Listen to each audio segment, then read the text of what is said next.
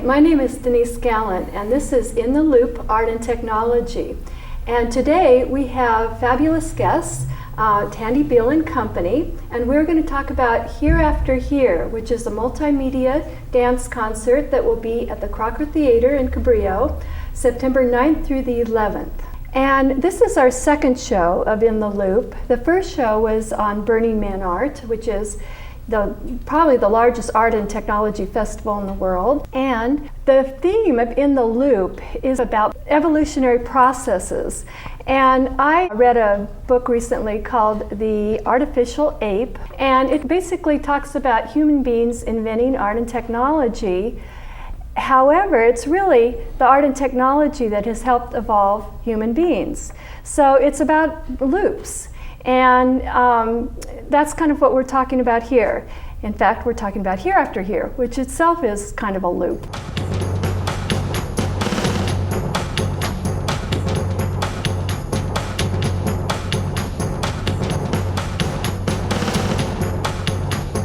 I'm going to tell you who my guests are. First of all, next to me is Tandy Beal, who's in charge of this whole concert production, and John Scoville, who does the music, and Ben Jaffe, who's the technical director. Is that how I would say it? Something like that. Okay. And artist Bruce Lee and Nada Milkovich. And myself, Denise Gallant, who actually did work on the show as well. So let's start with Tandy. So Tandy, for that 1% in the audience that doesn't know who you are, tell me who you are and kind of your history here in Santa Cruz. Well, my history in Santa Cruz goes back to 1966 when this man, John Scoville, brought me out here. Kicking and screaming. Leaving New York. And then finally I set up shop here in 1971, I guess it was. And we started a company, and we've toured all over the world. And I love making work here because I get to work with artists like all of you, and to be able to explore subjects like the project that we're doing right now, Here After Here. Its subtitle is A Self-Guided Tour of Eternity, because none of us know what we're doing in this world, and in the next for sure we don't. So I've asked all of these people to come together to work with me on this project that opens with 25 dancers and actors, fabulous music, fabulous video. And also you have animations and movie clips and magicians, and you said actors. Yeah. So it is a multimedia experience. And why multimedia for this? Well, you know, that's a good question. It would have been a lot simpler to just do a show that is a couple of artists on stage, done, light, done, we're out. But you can't talk about a subject that investigates where we are looking at what might happen to us when we all face this inevitable event, because we all are going to, we'd like to forget it, and yet how are we going to approach this? You have to hit a lot of different sensory experiences for people to open up their own viewpoints. And so I think it was important that we go at the language base, the mythology, the history, that we see people talking, that we read the beautiful graphics that Bruce has designed, we read information. Then there's moments where you've got to get out of your head and you've got to come completely into feeling state, which is the abstract videos, the abstract music and dance, that it brings us into another feeling state where I think that's the time where you digest some of the language. But I think it's a matter of switching channels, that you can only work for a certain length of time and engage somebody, and then you have to switch the channel, both because of the topic and because of this era where everybody's switching all the time. Mm-hmm. And I think also that there are certain elements of the dance concert, I'm calling it a dance concert rather multimedia, that hits different people on different levels. Mm-hmm. For instance, I really love the poetry in the show, especially how it plays with the images of the people walking across the stage. When the weight of the past leans against nothing, and the skies no more than remembered light. Let's start with that as an image, and I will go over here to Bruce Lee. And Bruce is one of the artists that has worked on this show, and we'll take a look at one of these clips.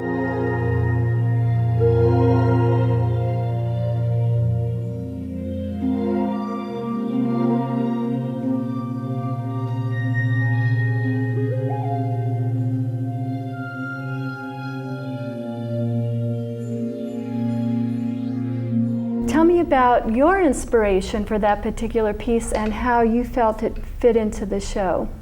Well, it's interesting that Tandy just mentioned channels, because for years I've been interested in the different channels, the different sensory channels through which things happen. You know, there's the auditory channel and the visual channel, and then there's this really unique channel of language, because with language,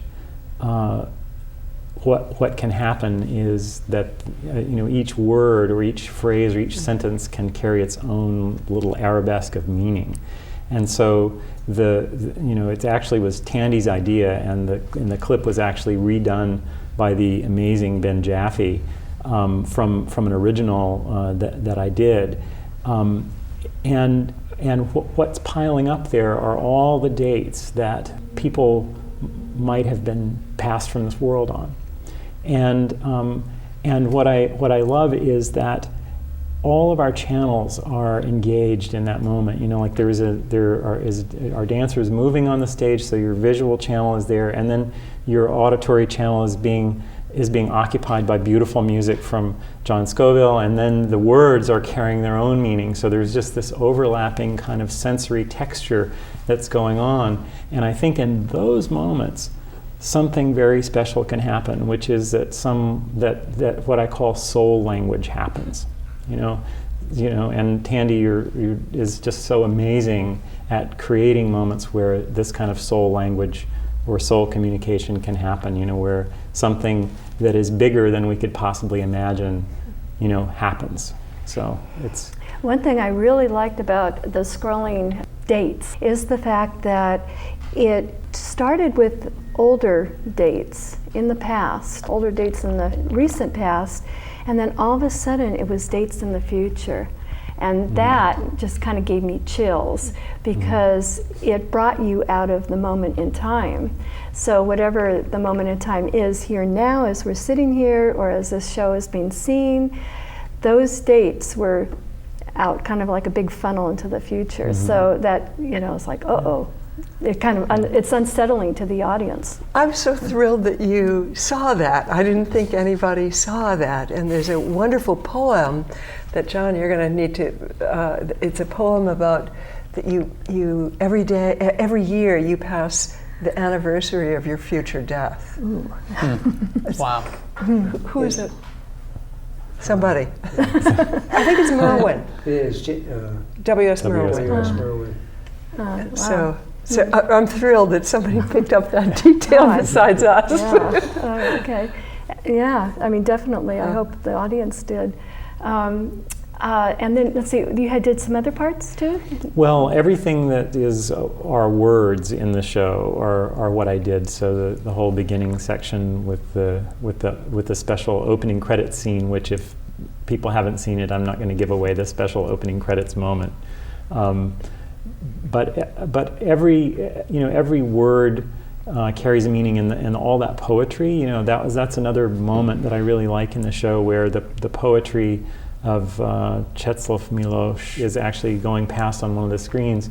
And the first time I saw it, because you never know how your work is going to appear in this show. The first time I saw it, I'm reading the poem and going, wow, that's amazing. And then I looked down, and it seemed as though some magic had happened, and everyone who was dressed in black was now dressed in white, or vice versa. It was just an incredible moment, which is just another one of those magical moments of the show, where like every time I've seen it, I've seen it every time I possibly can. I'm in the audience, and every time I see it, I notice something new, some new piece of information comes out, some new aha experience, some new kind of soul communication happens, and it's wonderful for me, and I never get tired of it. One of the things that I think is so fabulous about what you did was you made the words dance. You gave them a vitality and a way where we entered into the abstraction of the words and also kind of the kinetics of the word. You made them real to us and different. Everything became differently tasted. And back to the dates, what I liked about them also is that they feel like they're layered. So it gives you a great depth. So some of the dates are bigger and up front, and the others kind of recede. So it feels like almost like people in the distance and closer. So anyway, that was back to that other section. But we'll get back to you. And in the meantime, Nada, you have a very special task. You're the person that in this show of where we're trying to interface as much as possible with the audience, and we'll get to that later, of all the different ways that happens. You're sort of the first step into that. So tell us about what you do. Well, I was able to be with the production from the very beginning, which was in 2007, along with Ben Jaffe and Bruce and all of us. Where I did interviews with young people, very young people. My youngest interviewers were 4 years old, interviewees, and then up to, I think my son was 16, was the oldest. And then we had a couple other people that I thought were interesting and had some interesting experiences with death or near death. And then the second time we had the production last year, in September of 2010, my task was actually to take over something that Troy Allman had done also in 2007, where he set up a studio right outside the play, where the theater, the venue, and asked the audience members before they went into the show to come over and give a 3-sentence synopsis of what they think happens in the hereafter here. And so Troy moved on. We graduated from college. He's gone, and but I'm still in town because I live here. So I got to do that last year, and I set up a little studio in front of the Crocker Theater, and invited people to sit in the chair and have me capture their experience and their belief. 3 sentences. That's our challenge. So when I give you the point, we'll be ready. Okay? Upon death, that your spirit leaves the body and you are ushered up. I don't have a clue what happens when we die. And that to try to have a clue would take something away from the reality of not knowing. You know, all that talk about the light and stuff, when you die, you see the light. What that is actually your spirit taking a picture of you. And you're not sure, you're still confused whether you're in your body or your spirit or human, so your eyes are still like... And then what we did this time, which was a little different, was I edited it very quickly and ran it over to Ben, who was able to, or I'm not sure how it happened, the magic, but the interviews of the people that came into the show were then broadcast during the interval, the intermission. So people were coming out and taking a breath from the amazing theatrical experience that they're having, and they got to see themselves on the monitor talking about what they believe. So maybe you weren't one of the people that was interviewed, but maybe you were sitting by somebody who had been interviewed. And so there's this real-time interactivity that was happening with the audience member, where they were becoming a part of the experience, the theatrical experience, which I think is a big thrust of what Tandy's had in mind all along, obviously, because she's the one who came up with the idea. Mm-hmm. So I interviewed, I think it was like 60 people, 30 days, 30 people the first night and then 30 people the next night. And it's amazing how the technology is getting better and better. So like this year, it'll probably be even easier than it was last year, because now I'm moved to non-tape cameras, and so it's really interesting to be able to invite the audience into discussion and again, I think that's the big thrust of what Tandy wants is to open up this dialogue of people being able to talk about what happens between life and death. And it's something we don't do enough of in the US. And so some of the video that has been used all along was video from a funeral that I took in Serbia, where it isn't something that's a taboo subject. People talk about death. People go to the grave sites. People actually have picnics on the grave sites and bring food that their beloved, passed on loved ones love to eat. And there are many rituals that bring people back to the gravesite and be able to fully mourn, I think. And then the miracle of food helping you mourn and move on with life. So it's a real connection, huh? It is, and so I think that might have been what attracted Tandy to that footage in particular, because it is so much more a part of the culture, and because of that, I think people are able to move past that grieving, that moment in time when we lose somebody and you have that craziness. Joan Didion calls it the year of magic. You're in a different space when you lose somebody close to you. The world is different, and it's changed forever, but you slowly move on. Time helps heal it, this and that. But I think with the ability to have rituals that surround it and bring people together and eat together and dance together and sing together in memory of those that have passed on allows us to maybe heal even more fully. Mm-hmm. Well, it's kind of interesting because one of the pieces I brought in some old footage of my family also that my grandfather had taken of my father's family from the 1920s. He had a 60mm black and white camera. So I was mixing that in with footage that I took of my younger sisters in the 70s when I was at UCLA Film School, and then pictures all the way up until now, including my sister and my nephew in our pool. I just, even as you talk, I'm realizing that as I watch those things, I'm very comfortable with the old family being up there. You know, they're long gone, including most of my father's brothers and sisters. But when it gets to him, who's still alive, and my sisters and me, and it's just like, you know, again, I get that feeling that it's not quite comfortable, you know, but maybe that's good, you know, to experience that and to, you know, start really feeling that now. Yeah, it's a way of catharsis. It's our, it allows us to let it go for just a little bit. Maybe it's only 2 hours while we're watching a theatrical performance such as the Here After Here. And then we're lightened. Our load is lightened for a little while, and then we slowly accumulate that pain of separation.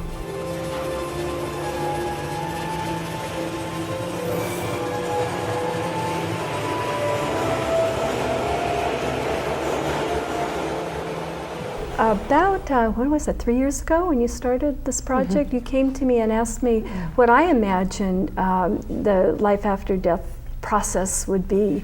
And for some reason, I gravitated back to one of my very, very favorite books, and The View from the Center of the Universe by Joel Primack and Nancy Abrams. And there's one little quote here that is what I wanted to try to express, and it was, the history of the universe is in every one of us. Every particle in our bodies has a multi-billion year past, every cell, and many of our ways of thinking have multi-thousand years past. Each of us is a kind of nerve center where these various cosmic histories intersect. Basically, the kind of the scientific view of looking at it is that we're all stardust. We were all coming from the same original source. So that's our history back into the past and into the future. So for me, it is the stars that is kind of the meaning of my, you know, of the future, of the here after here. And also, looking up at the sky, you see the clouds that looks like water. So it's like like we're all made of so much water. So that's why the visuals of my sister and my nephew in the pool mixed in with the, and kind of dissolving into those stars. And that's, again, it's more of a feeling than it is an actual belief. So that, I guess that's what I was trying to express, to mesh into this whole overall production. Well, we really connected on that issue around stars, because John and I often put our bed outside, and I remember we talked about this, about that the feel. I mean, I think it's the ultimate imaginative leap is, well, what happens to us at this inevitable moment? And when you lie underneath the stars, that's the only time where you feel completely overwhelmed by the universe. So stunning. And the two of us, I remember we had this intense conversation about stars. It was so marvelous. Yeah. And I just loved the work that you did. Thank you. So imaginative of how you found those. Oh, well, thank you. Beautiful. Oh, and by the way, the stars that you see in the clip do come from Joel Premack, and he's in charge of the NASA star simulation. So Ben. Hello. Hi, as I'm jumping around here. So since In the Loop is about art and technology, let's see, tell us how, and it's your task to pull all of this together, and tell us how you do that. Yeah, that kind of, I suppose that kind of is my task, is to take in various input sources, kind of mesh it together in some kind of magical black box, and somehow get it up onto screens all over the place, right? Both in pre-show, during the show, and post-show as well, you know, with Nada's clips and everything during intermission and post-show. It's very interesting because it's really, the pieces of technology that we use are very simple on their own, but really it's kind of about how you combine these things together and you create this complex system within that, right? I mean, we have projectors, we have computers, we have cables, we have VGA balance and things that you can just buy off the shelf. And then some fantastic software, QLab, written by actually a theater geek who programs computers as well and got frustrated with the price of the media queuing software. And you just put all of that together with various other free pieces of software, and then you can create a relatively complex system that drives 3 rear projected displays, 1 front projected display, and with media created by amazing artists that seems to interact with the performers as well. So is there a particular moment during the show where you say to yourself, oh, I'm glad that's over with? The stress moments, I think, for techies are not as much during performances as they are like during tech rehearsals. I remember last year when we did it, there was one tech rehearsal where, you know, everything was all set up, it all worked and whatever, and then I made one little tweak, and I didn't realize that had some undesirable consequences. And so we were running through our final dress rehearsal. Some interviews came on, no audio played, you know, and then some other things and no audio played. And I'm like, what's going on? I figured it out, I fixed it. But it was definitely a tense moment the next night, pressing the button and like, oh God, I hope it plays, you know, like it's kind of intense, you know. Is it gonna work? Oh yeah, it'll work. It'll work. You can take my word for it. We've got one computer up there by the projector. We've got a computer backstage as well. Makes 7. So madness. This is our cue list over here. Basically, all I do at this point is hit the go button. We use all of the complexities to the performers. It really is just this marriage and cooperation of various disparate elements, you know, technology and people, right? We've got the stage manager calling all of the shots around the entire theater. You know, we've got John, and I integrate with him with sound, with the sound for the interviews, you know. We've got the performers, and if they're not in the right places in certain moments, then the media doesn't integrate with them, right? One of the fantastic things about performers is they're very flexible. They can kind of change their performance a little from night to night, and they can adapt to each other's changes. But media doesn't really have that flexibility. So as you just have to be prepared for, like have some contingency plans. But with a rigid system like the technical systems that are involved, it's kind of difficult to do that. So, Are the dancers really watching? Are the dancers really watching? As what in you're doing, watching the what's media? on the screen, or maybe I should ask Tandy. No, are they in their own world? No, they're not in their own world. I mean, they are it's the world that we're all creating together. So they are very much attuned to it. And then there's certain things they can't see. Exactly, absolutely. Like there are some moments where there's, the performers are in a box, right? And then above them and a little bit forward is the projection screen. But they have a ceiling on their box, so they can't see that. But they're interacting with it.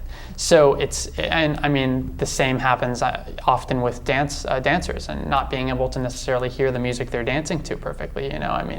In theater, it looks really great from the audience, but when you're on stage, it's in the thick of it. It's insane. Yeah, I forgot to mention that, there are people in the boxes, not just projections on the boxes.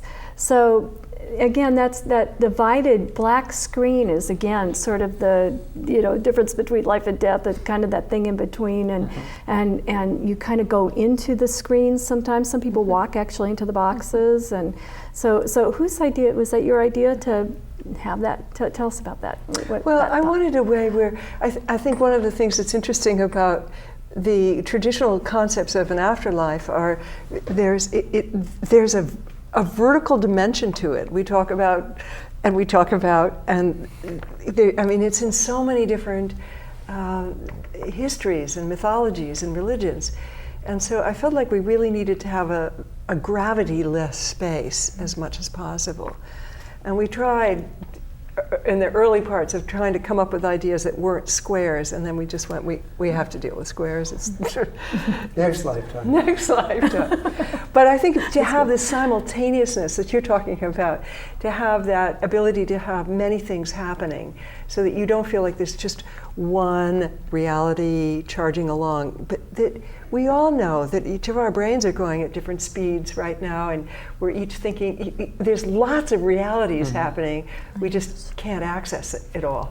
That's a really fantastic point you made. Actually, last night I was just talking with a friend about how the world of mortals, of people who are alive, our world is horizontal, right? We're very good at measuring horizontal distances. We're very bad at vertical distances. People who work in cranes, they have to take breaks every 2 hours or so, because if they're looking down for 2 hours, they get dizzy and their brain just freaks out, So they have to climb down every 2 hours. If you want to know if something is square or not, tilt your head to the side, because you can measure horizontally and vertically very different, and so it's difficult for you to see those things. And so to take things out of our, I guess, quotidian world into a liminal space, into a life, death, afterlife, heaven, hell, whatever space, it makes a lot of sense for that to be vertical, because that's very outside of our realm. Most of our lives are lived right like this, and not looking up and not looking down, unless there's something up there we're looking at, like an airplane or something. In that way, we're limited as far as the gradients between that, whereas horizontally there's more there. Yeah. But anyway, let's go on to the other most important part of this whole show is the audio and the music. So tell me about your involvement with this, John. Well, we started talking about this maybe 5 years ago. I don't remember the exact time, but my responsibility was to recreate a sound score for heaven, for the afterlife. And it wasn't at all intimidating, because no one that I know of has come back and described in note for note what it sounds like. All I knew was that I didn't want to have harps or trumpets. And in effect, the sky was the limit, or should I say the stars were the limit.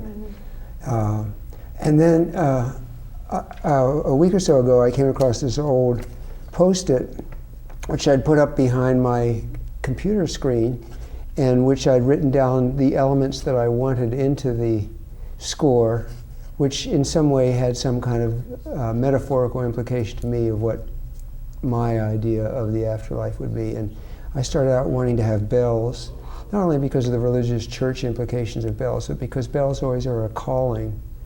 And we are being called in a way by the next life, whatever it is, to be ready to accept that transitional point. I wanted children singing, because to me that's one of the paradises on earth, to hear children with all that innocence expressing their world in song. I wanted foreign languages because I didn't understand foreign languages, and I don't understand necessarily what's going to be happening. It's an ineffability, that atmosphere that it creates. I wanted laughter because that's our moments of rapture each day when we get to escape our mortality. I wanted subways because of the implications of the underworld and Persephone and Orpheus. I wanted wind because we feel it, but it's not tangible. We feel our mortality, but it's not tangible. And I wanted music from Africa and the upper Amazon, because those worlds to me imply a kind of innocence. Erroneously or not, they suggest to me an innocent world, an understanding of bigger things that we've forgotten in our haste. And when I look back on the score that I made, I think I stuck all of those elements in without referring to this little note after I wrote it out.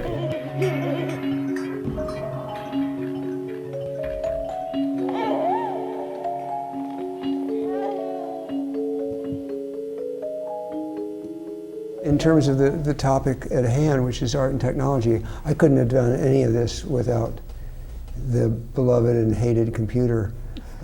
Joseph Campbell once said the computer is like the Old Testament God, full of rules and no mercy.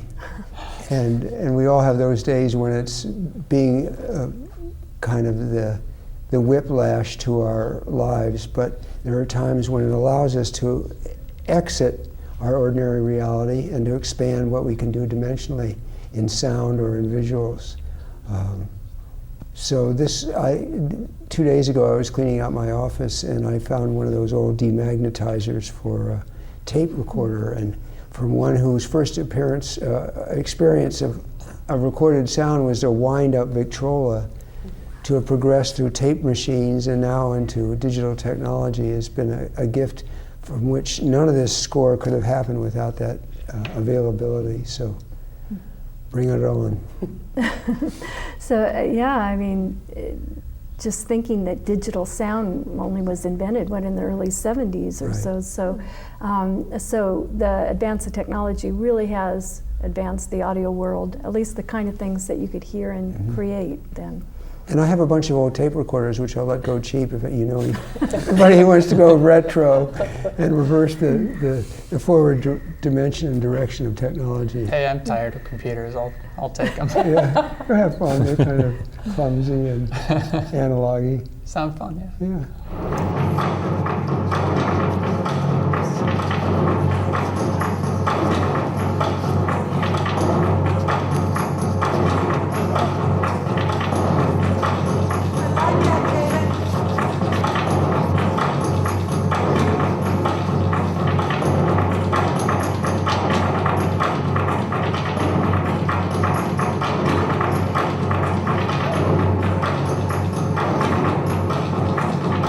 So how about in the dancers world? I mean, is technology, that's such an old art form. Merce Cunningham has done some very interesting things with computer programs and choreography.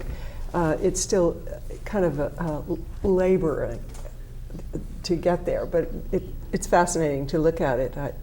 It's a whole other language to figure out. But for the most part, you know, the dancers keep us on the horizontal on that place. Mm-hmm. Keep us grounded. And then kind of thinking again on what they're thinking, do they like working with this multimedia? Is that Well, you know, it's an interesting thing because I want to make the point that this is not just dancers, it's carried by actors as well as dancers. But I think the experience of this concert on the inside is probably fairly fragmented because they have this and then we're into the media and then so on and so forth. So I know somebody who saw it last year who had been in our trial went, whoa, I had no idea that was going on. Absolutely none. So it's very difficult for them to get a sense of the whole if they're running to be in this box and then run down to that one. And the audience gets the totality of it. It's for the visual to be given to them, the audience, And the dancer just has to make their accommodations and try to find their own interior metaphors that makes each nugget work. And when they're driven all the way through by really metaphoric music, it's pretty easy for them to ride through it, I think. Mm-hmm. And they get to see things when they're not on stage, particularly. Everybody's always watching. Nobody goes off and smokes a cigarette while their part's not on. Everybody's involved. Mm-hmm. It's kind of deep connecting that everybody does for this. Mm. Which reminds me of one of your themes too, is the now you see it, now you don't theme. And that's where the magician comes in, and that's kind of a literal version of it, but then the whole play is sort of a symbolic version of that. Yeah, you know, I thought that was a metaphor, that it was an important one, because I think we are frightened to talk about this subject. I think it's the last taboo. Most people can talk about money and sex, the other two big taboos, but death is still a pretty difficult one for people to discuss. And so to try to lighten it up for people, thinking about the afterlife puts us into the imaginative place. And I think that the other thing is to use that central metaphor of it is the biggest trick in the book. You see somebody alive, and then they're still, where did they go? This person who you've known for 50, 80 years, whatever, 5 minutes, but they're no longer there. And to try to look at it that way, John found a beautiful Tagore poem. I'm not sure if I'm going to do it quite correctly, but it's, this world is so extraordinary, I can't imagine that the next world will not be equally extraordinary. So kind of taking the idea, well, what if humans have been worried about this when maybe it's fabulous? Maybe this is the purgatory, or this is the sweat. And one thing too is that part of this is you trying to get the audience involved with that question, like questioning what they're thinking, questioning how they're going to be reacting, how they're reacting now. So you do certain things with the audience other than not interviewing them and them being up on the screen. Another one of my favorite techniques that you use is having the people bring in their cell phones and then call each other. So tell us about that. Well, I think we're actually going to change that a little this year. We had everybody try to switch cell phone numbers around in the beginning, that people, if they wanted, would pick up somebody else's cell phone number. They didn't know who it was, or they'd give their own, and that at a certain point in the show, they were to call each other. Unfortunately, many people took that as an intermission, and what should have been 2 minutes turned into 20, and it kind of broke the spell. So we're not going to put that in the inside of the piece. Right now, just before we started, Bruce and Ben and I were talking about just to see if there's a way where, in advance of the show, that people can text in their ideas while they're waiting for the show to start. And so I think we're going to be able to work that. And then I think I'm going to invite people still to do the cell phone thing right at the end of the show, while they're waiting for, if they're going to stay for the Q&A that happens after each show, that'll give them a very interesting thing to do. There's something really amazing to talk to somebody you don't know about something very intimate.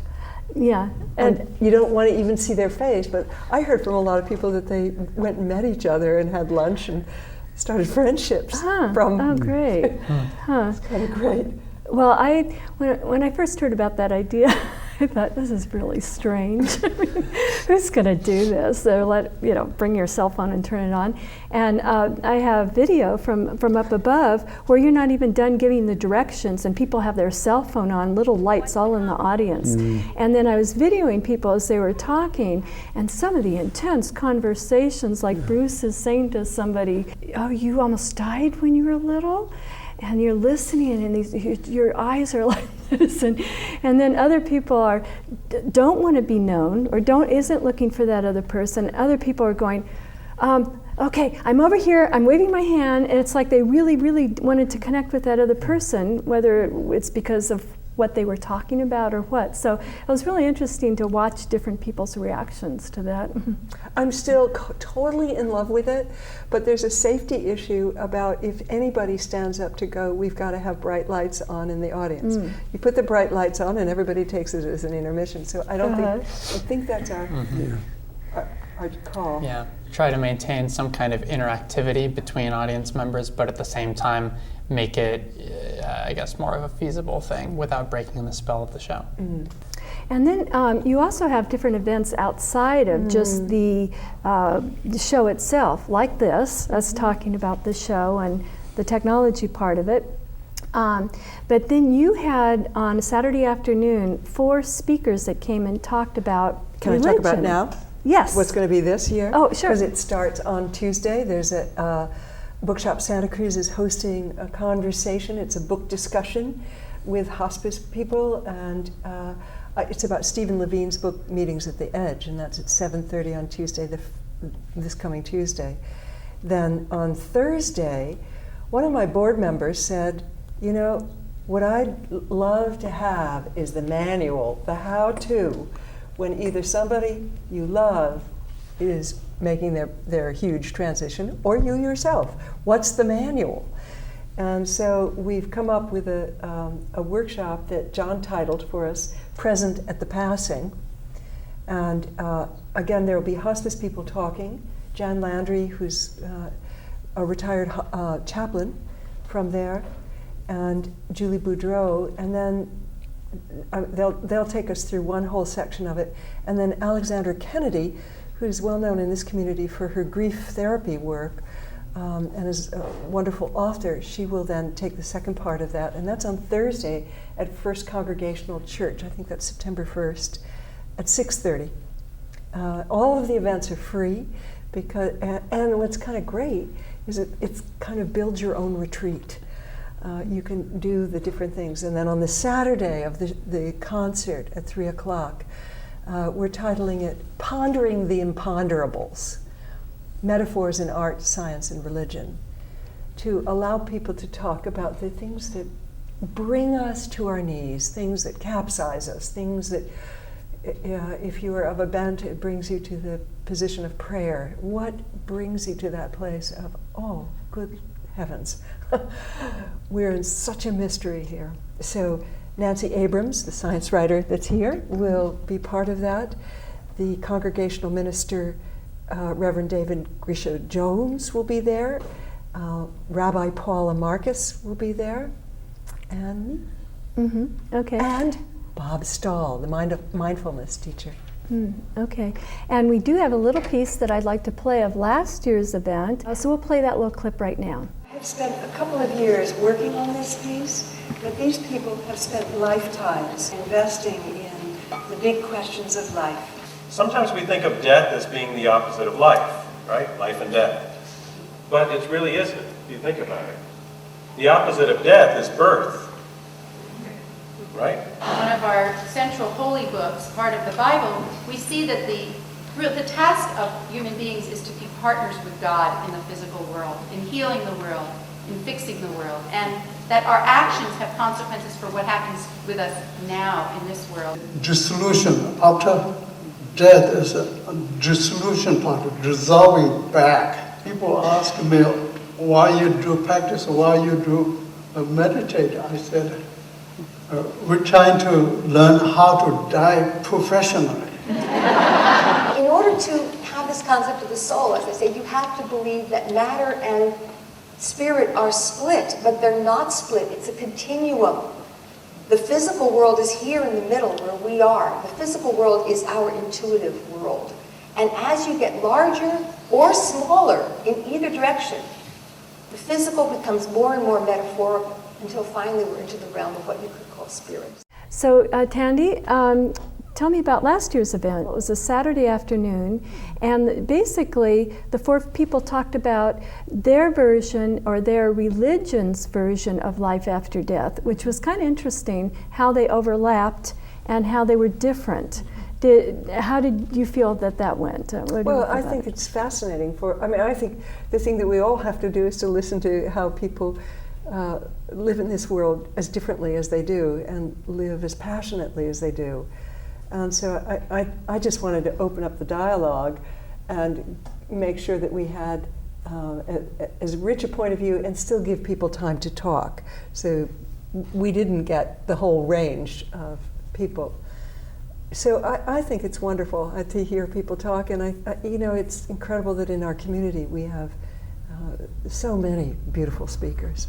After the Friday night show, Ann Popper, who is the executive director for hospice and is quite just bubbly personality, she and any artist who wants to be on stage will do the Q&A, and I'll make sure that we get a question for the artist, a question for the hospice that evening. That caps off the benefit that we're doing on Friday night for hospice. And people, if this goes on the air before it happens, they can call hospice to get their special tickets for that. And then on the Saturday night, the incredible Reverend Johnson, Deborah Johnson, will be doing the Q&A. She's from Inner Light. Some of the show will be playing after all of that, but at least they'll know the breadth of everything that is going on around this one concert. So it's not just a concert. It has legs that goes out into the community in different areas, which kind of, I guess, as a general question, where do you want this to go into the future? And I guess that's a little bit that I could ask all of you, getting back to our other artists here. What what are the things that you imagine that can happen next? Well, I hope we tour it. That's my goal, because I think that it's a socially important thing for us to be doing, and I think it's a piece of art that all of us have come together collaboratively to make something way bigger than any one of us can do. So I hope it tours. If anybody out there in listening land knows a place to take this, please get in touch with us. And Bruce, I guess starting with you, how do you feel that this has changed you or be part of your life that's maybe something new? Well, every time I work with Tandy, it changes me, and always in a really powerful, positive way. I think it's another one of those proofs. It's just like a social proof of the power of collaboration. It really is not something that any one person could have done alone. It really required a team to put this together. And for me, it gives me inspiration in any work that I do in the future to always have, a team of collaborators as part of it. And I hope this show tours too. Okay, great. And not anything? I'm hoping to get more of the interviews up online, and so that it could, get that international web presence. I was telling Tandy we should pitch it to HBO. I think it is really an important theatrical, filmic event, and that people would really benefit from seeing it. You were asking how people changed from being with this, not only the collaborative experience with Tandy Beal, but for me, I interviewed children that are now 8, 9, 10 years old, 20 years old, and it's a connection that I'm blessed to have made with them. Like all these kids and I really had this experience where there was that one day on a hot afternoon when we all got together and talked about what we thought happened after and that's going to stay with them. I think that they're growing up with that. Naturally, I always asked their parents before I initiated that kind of conversation with any small person. But no one said no. None of the parents said, "Oh no, you can't talk to my kid about that." That's interesting. Yeah. And I guess for me, it was really exciting to see the visuals come together with the dancers, and just to see what was chosen to put up there on the screens and how they especially when there'd be 3 screens going at the same time. And sometimes they were in sync, which is actually really pretty because of the dancers, how they are always in sync. But my favorite part is taking the visuals and then re-editing it later to John's music, because I guess that's something that I really feel is my synesthesia experience, is doing visuals directly to the music. And I was playing back some of your music later, and I thought, wow, I miss my visuals that go along with it. You know, just how it combined. It was like so much fun. It's such a great experience to pull that together like that. So how about for you, John? Well, talking about the children, I think Tandy and I remember how many, 20 years ago, 2 young children of the Rick and Robin Pulse, whose grandfather had just died, and we were sitting at the beach on Christmas night, had lit candles for the departed grandparents, and Tandy engaged in a marvelous conversation with these 2 young savants in a way, because they were so innocent about what they thought happened after we died. And that, in a sense, was the genesis of the piece. I think the future of the piece may lie, if depending on whether we tour it or not, may lie in a more focused and complete web presence in which you can download any of these interviews, download the visuals, see the visuals, have the music available, so that conversations can be started with parents and their children, or people who are facing their mortality. I think the use of technology in that way will give it a broader presence than even touring can do. Okay, Ben? You know, there's something, we started out this entire thing talking about kind of the cyclical nature of the universe, how we're all star stuff. Matter isn't created or destroyed. We are what was and what will be, in some sense.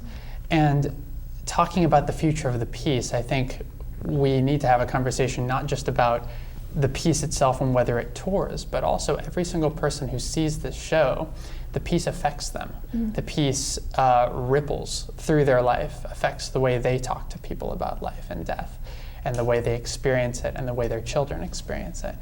And I think that there's something really incredible, you know, like the butterfly effect. Such a small thing can really ripple out and change a lot for the better. And I think that certainly my own experience, you know, doing this piece, it's difficult being on the inside and trying to see it from the outside and see what the audience sees, you know, certainly, but it definitely has affected the way I see it. And just the fact that the piece raises the question and doesn't lecture, it doesn't tell you this is what happens, or, you know, it just talks about it, and it encourages you to think for yourself about it, you know. So I think in many ways, in many different ways, it affects different people, you know. Great. Well, Tandy, I'll let you have the last word.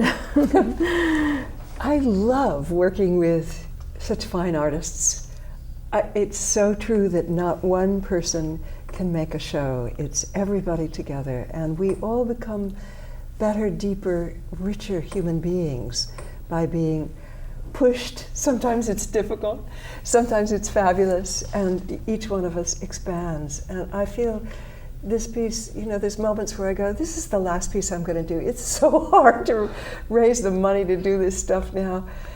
And then I just go, oh, this is a wonderful thing. I'm grateful. I'm grateful for the support of each one of you. And I hope people will come see this. I think all of my life I've had 2 polarities. One is creating art, and the other is something to do with always creating social value and meaning. And they've gone like this through my life. This piece, I feel they're so together. It's so united that I feel this is it's a summative work in many ways. And I don't know where you go after this, after this topic. None of us know. Yeah. So I hope what everybody... happens before we are born? Yeah. What was that, John? What happens before we are born? Oh, yeah. I hope everybody comes and participates in this, because it is a participation. It's not just sit and I'm going to watch this and go, oh, I thought I was coming to dance. But you're coming to dance, you're coming to video, you're coming to music, you're coming to theater, you're coming to some historical points, you're coming to a lot of things. And in some ways, could this show be a meditation? That I think is what it is.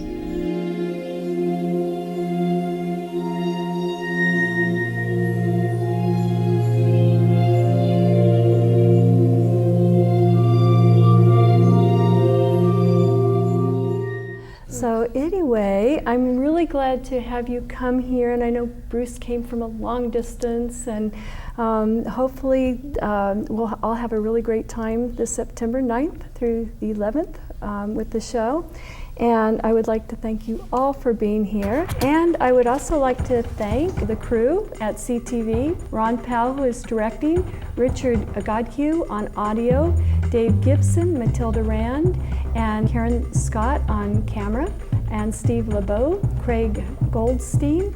I would like very much to thank our new station contributors, who is Alan and Son Lindell from the Dr. Future show on KSCO, and also Stephen Bigger of the Santa Cruz World Choir and Orchestra, and they will also be having upcoming events this September. If you would like to be on the show, or if you'd like to be a station contributor, please email me, Denise at video4.biz. And I'd also like to tell you about upcoming shows. Rick Walker will be here with 3 live visual artists performing New Music Works with Phil Collins and Sayaka Yabuki. Santa Cruz World Choir and Orchestra as well. Bill Walker playing the new Moog instruments. Also Santa Cruz Choir. We'll have Mambo Tropical with Orlando Castro from Salinas, a Grammy-winning musician. Also Antares Audio Technologies, and a very special New Year's Eve and New Year's Day show with the authors of View from the Center of the Universe, Joe Premek and Nancy Ellen Abrams. And thank you for watching.